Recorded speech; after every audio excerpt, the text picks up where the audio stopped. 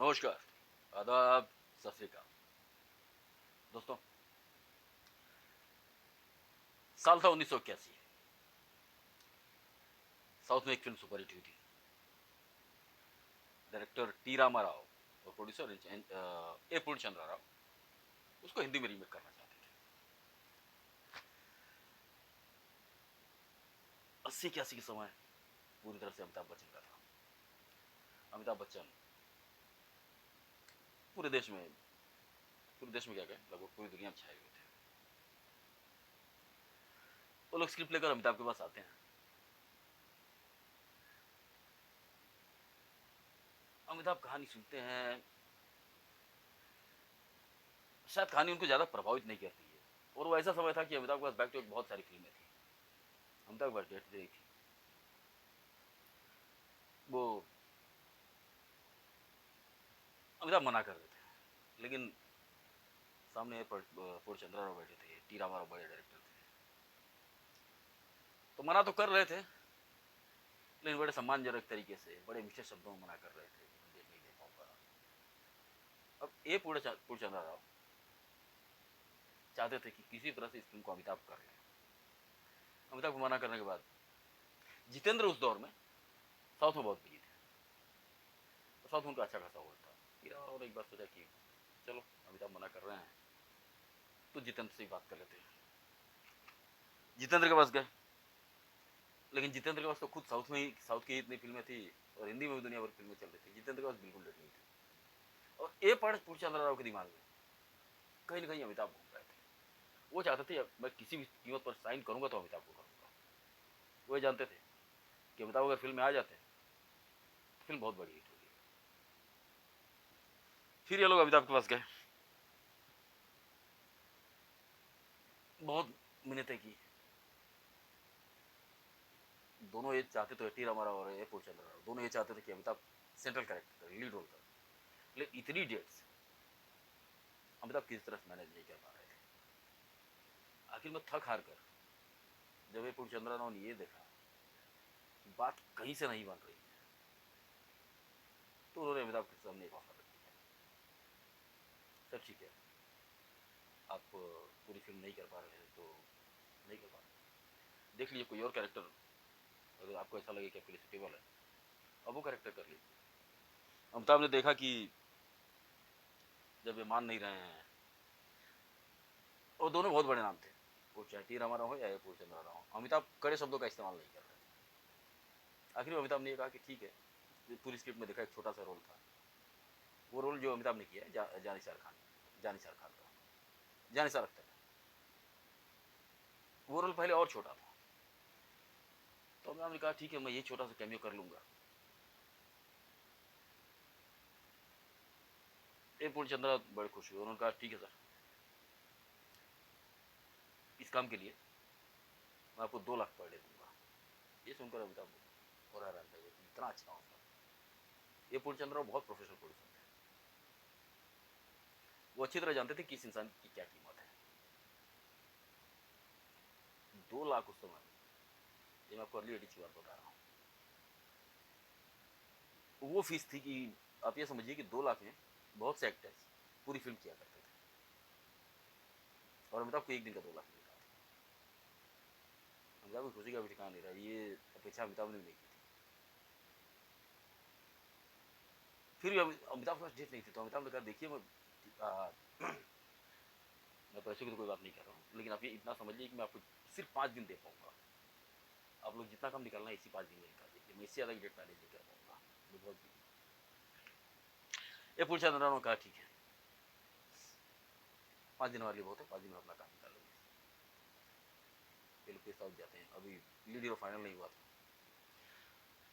अमिताभ को मना करने के बाद साउथ के सुपरस्टार, जो उस दौर में अभी नए नए सुपरस्टार बने थे, रजनीकांत, उनको लीड रोल करने के लिए दिया गया। वो कैरेक्टर बहुत स्ट्रॉन्ग था।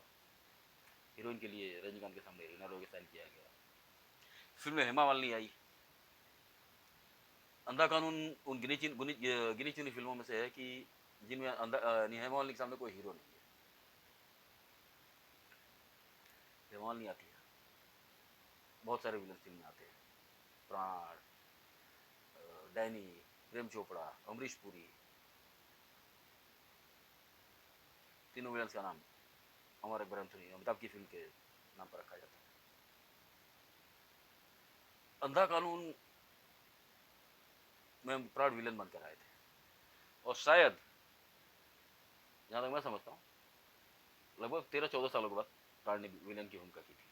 इसके पहले 60 के दशक के आखिर में कुछ फिल्मों में विलन के रोल नजर आए थे, लेकिन प्राण ज्यादातर चरित्र भूमिकाओं में ही नजर आए और सकारात्मक भूमिकाओं में नजर आए। फिल्म की शूटिंग शुरू होती है सिर्फ 5 दिन, और आप अंधा कानून जिन लोगों ने देखी है वो लोग ये देख सकते हैं कि अमिताभ फिल्म के अधिकतम हिस्सों में दिखाई देते हैं। अमिताभ के ऊपर दो गाने हैं, कई एक्शन सीन है, बहुत सारे ड्रामेटिक सीन्स हैं, बहुत सारा रोना धोना है, और जितने सीन्स हैं उनमें कोई भी सीन इतना आसान नहीं है क्योंकि एक्शन सीन हो, जैसे एक्शन सीन हो, जैसे कोर्ट का ड्रामा सीन हो, वो कोर्ट का एक राउंड वाली शॉट जहाँ अमिताभ अमरीश पुरी को मारते हैं, कोर्ट में मारते हैं, और उसका उनका बहुत लंबा डायलॉग है। उस तरह सीन एक सीन शुरू करने में 4-5 दिन लग जाता है। बड़ी फिल्मों का एक गाना 4-5 दिनों में शूट होता है, लेकिन 4-5 दिनों में अमिताभ ने उतना काम निपटा दिया।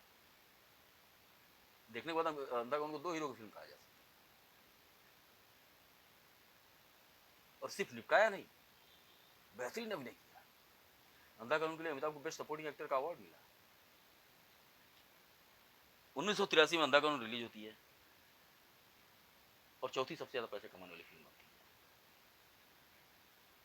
फिल्म में अमिताभ सपोर्टिंग रोल में है, लेकिन आज भी अंधा कानून को अमिताभ बच्चन के लिए ही याद किया जाता है। यह और एक रोचक बात है, जान निसार अख्तर जो कैरेक्टर अमिताभ ने किया है, वो कैरेक्टर उस कैरेक्टर का नाम पहले कोई हिंदू नाम था। ये फिल्म जो इस फिल्म का जो साउथ वर्जन है उसमें वो कैरेक्टर हिंदू है, लेकिन अमिताभ फिल्म के डायरेक्टर टी रामाराव जावेद अख्तर के पिता जान निसार अख्तर जो बहुत बड़े शायर थे और हिंदी फिल्मों के बहुत बड़े गीतकार थे, उनके बहुत बड़े फैन थे।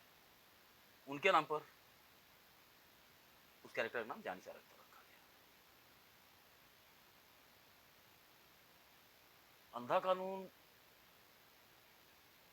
इस फिल्म में उसे कोई बहुत महान फिल्म तो नहीं कहूंगा, जो 80 के दशक में मसाला फिल्म आई है वैसे उनमें से ही एक थी, लेकिन एक अच्छा कलाकार, एक अच्छा अभिनेता, एक सक्षम अभिनेता एक साधारण सी कहानी को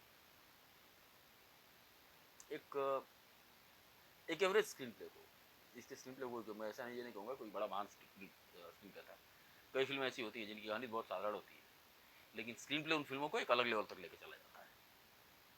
इस फिल्म का स्क्रीन प्ले भी कोई ऐसा बहुत ये नहीं कहूँगा, हाँ ठीक ठाक से स्क्रीन प्ले है, स्क्रीन प्ले राइटर ने अपना काम ठीक से किया है, ऐसा भी नहीं है क्योंकि बड़ा एक्स्ट्रा ऑर्डिनरी स्क्रीन प्ले है, लेकिन सिर्फ एक अभिनेता, एक सक्षम अभिनेता अपने अच्छे अभिनय के दम पर एक फिल्म को उठा के अलग लेवल तक लेके चला जाता है। अंधा कानून उसका उदाहरण है। अगर अमिताभ बच्चन के सीन्स को आप फिल्म से निकाल दें तो फिल्म में ऐसा कोई खास सीन नहीं है। हाँ ये है कि रजनीकांत साउथ के बहुत बड़े सुपरस्टार थे, अपने एक्शन के लिए जाने जाते थे। अंधा कानून में आए तो एक अलग तरह का एक्शन उन्होंने दिखाया, वो भी एक आकर्षण था फिल्म में। सारे गाने हिट थे, अच्छे गाने लिखे गए थे, सारे गाने हिट थे। इन सारी चीज़ों के बावजूद अमिताभ बच्चन इस फिल्म में एक वो अगर कहा जाए अमिताभ बच्चन ही है जो इस फिल्म को एक ऊंचाई तक लेके चले जाते हैं। खासकर जैसे आते उनके एंट्री वाला वो सीन, गुंडे हेमाली के साथ जो हेमाली के साथ एक्शन चल रहा है, हेमाली गुंडों से गिर जाती है और अमिताभ आते हैं, हेमाली को बचाते हैं। उसके बाद उनको पिक्चर जो गाना ये अंधा कानून है, एक तो किशोर कुमार गाना बहुत ही बेहतरीन तरीके से गाया है, लेकिन अमिताभ ने जिस तरह से उस गाने में परफॉर्म किया है वो लाजवाब है। उनके घर के सीन्स जो माधुरी के साथ उनके सीन्स है, बेटी के साथ बेटी का मरना, जेल का ड्रामेटिक सीन्स।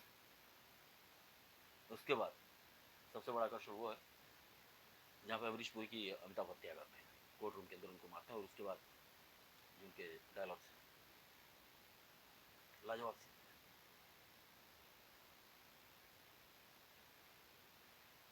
सिर्फ 5 दिनों में अमिताभ ने इतना काम निपटाया।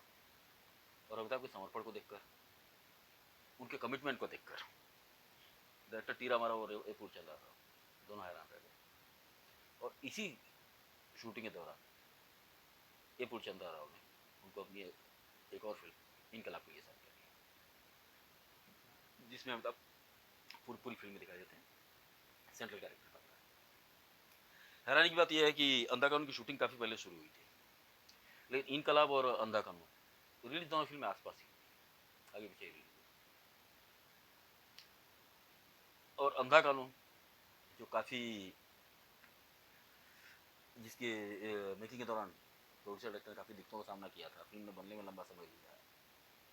ज़ाहिर फिल्म की एक लंबी चौड़ी स्टार कास्ट थी, सबकी डेट को हैंडल करना, इसका एक्शन भी बड़ा था, बहुत सारी लोकेशंस थी, तो ये भी एक वजह हो सकती है, या फिर हो सकता है कोई और वजह रही है, इसलिए बनने में थोड़ा समय लिया। इनकलाब स्टार्ट टू फिनिश शेड्यूल में खत्म हो गई। अमिताभ ने लिया, अमिताभ ने उसको बल्क में डेट दी इस फिल्म को, जाहिर वो फिल्म शुरू हुई और सीधे खत्म हो गई। और उससे ज़्यादा हैरानी की बात यह है कि अंधा कानून इनकलाब से बड़ी हिट साबित हुई। इनकलाब आई गई, एक एवरेज फिल्म साबित हुई, बहुत ज़्यादा नहीं चली, लेकिन अंधा कानून बहुत बड़ी ब्लॉकबस्टर है।